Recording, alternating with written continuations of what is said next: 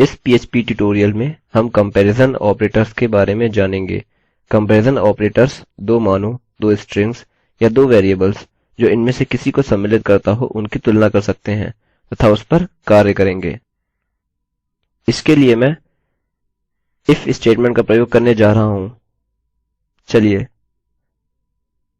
if statement संरचना का निर्माण करते हुए शुरू करते हैं। मेरी कंडीशन है यदि 1 == 1 echo true और फिर else echo false। याद रखें मुझे इन कोष्ठकों की आवश्यकता नहीं है, अतः मैं इन्हें हटाने जा रहा हूँ। चलिए इसे जगह छोड़कर लिखते हैं। कभी जगह छोड़कर लिखने में संकोच नहीं करना चाहिए। यह पहला कंपैरिजन ऑपरेटर है। टू इक्वल्स टू मतलब कंपैरिजन ऑपरेटर। हम यह if स्टेटमेंट में पहले देख चुके हैं।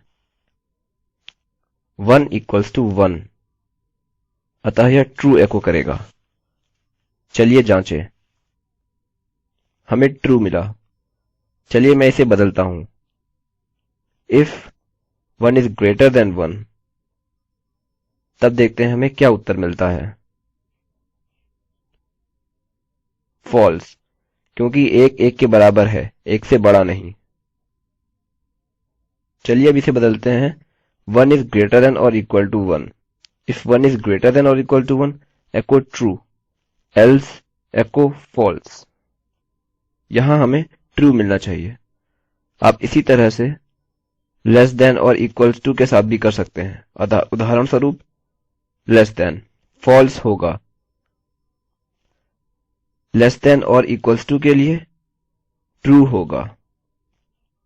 हम not equals to भी कह सकते हैं। अतः if 1 is not equals to 1 echo true। Refresh करें, हमें यहाँ false मिलेगा क्योंकि 1 1 के बराबर है। चलिए अब कहते हैं if 1 is not equal to 2 हमें true मिला क्योंकि 1 2 के असमान है। यह बुनियादी कंपैरिजन ऑपरेटर्स हैं जिन्हें आप हमारे ट्यूटोरियल के लिए प्रयोग करेंगे। इस पर विस्तार करें, इनका अभ्यास करें और आप इनको बेहतर समझेंगे। आप इन ऑपरेटर्स का उपयोग करके वेरिएबल्स की भी तुलना कर सकते हैं। अतः उदाहरण के लिए num1 = 1 num2 = 2। अब हम क्या करें कि इन वैल्यूज को बदल दें और हम करते हैं। यह बिल्कुल वही उत्तर प्रदर्शित करेगा जैसा कि हमें पहले मिला था जो कि ट्रू है। अब हमें यह करना है कि इन वैल्यूज को बदलना है।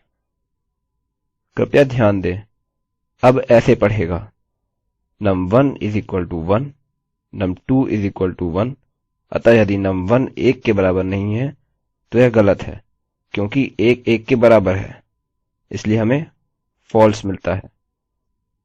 यह सरल कंपैरिजन ऑपरेटर्स हैं, इनका अभ्यास करें। यह स्क्रिप्ट मेरे द्वारा अनुवादित है तथा IIT बॉम्बे की ओर से मैं रवि कुमार अब आपसे विदा लेता हूँ। धन्यवाद।